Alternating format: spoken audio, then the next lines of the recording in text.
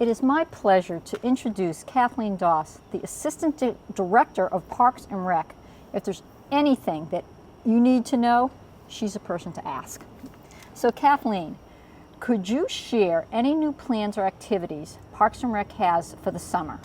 For example, the opening of the Unity Park at MLK. Absolutely. So July is Parks and Rec month, nationally recognized. So of course the Parks Department is doing lots this month, from concerts in the park to dive-in movies, painting rocks and leaving them for your neighbors, popsicles at the playground. And then of course on July 12th we have our unveiling of our MLK Unity Corner, and we're very excited and hope that the entire community can make it out to that.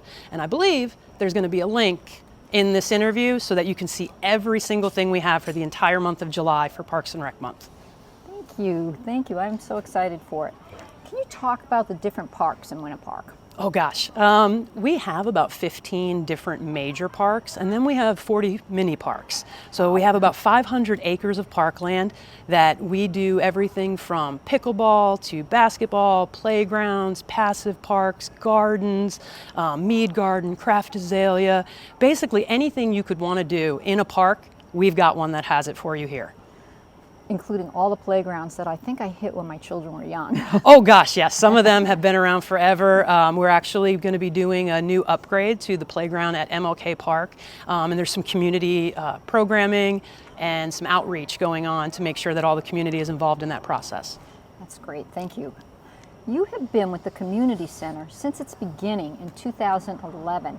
How has it grown or changed, and what are some of the programs offered here? Gosh, it's changed a lot. Yeah, well, I actually used to play at the old little neighborhood center before the community center was built. And that's kind of one of the things I would say. It went from being a small neighborhood center to a big city center. And we have dance, senior programming, after-school programming, kids' night out, pretty much anything you can imagine. My favorite, and the thing that has probably grown the most, is our senior programming. Our seniors here now do exercise 5 days a week. They don't just come and do bingo and sit in small groups. They go out and they create photography. They work with UCF, they work with Rollins, and they're just so interactive. Now they're even interacting with our youth camps and our activities. So I'd say our senior programming probably took off the most. That's great. Ian, can you give me a link so I can put that in the article? Absolutely, also? Absolutely. Thank you. Hurricane season is here. What does Parks and Rec do to prepare for it? Well, as I mentioned before, we have 500 acres of parkland, and that does take a bit of time to make sure that they're properly prepared for hurricanes. 48 to 72 hours out, we begin that preparation, whether it's taking windscreens down, making sure that there's no projectiles, and then also that can take about 48 hours to 72 hours after a storm passes. And probably the most important thing, and it really revolves around our forestry department, is making sure that residents, we want to debunk the myth of trimming your tree out, cleaning out that crown. A lot of people will think that that's what you should do before a hurricane, but it actually weakens a tree and can make it more susceptible to failure. So we ask that if you have any questions, if you're unsure of what arborists to go with and things like that, contact our forestry department and we'll help you get your trees prepared for hurricane season as well.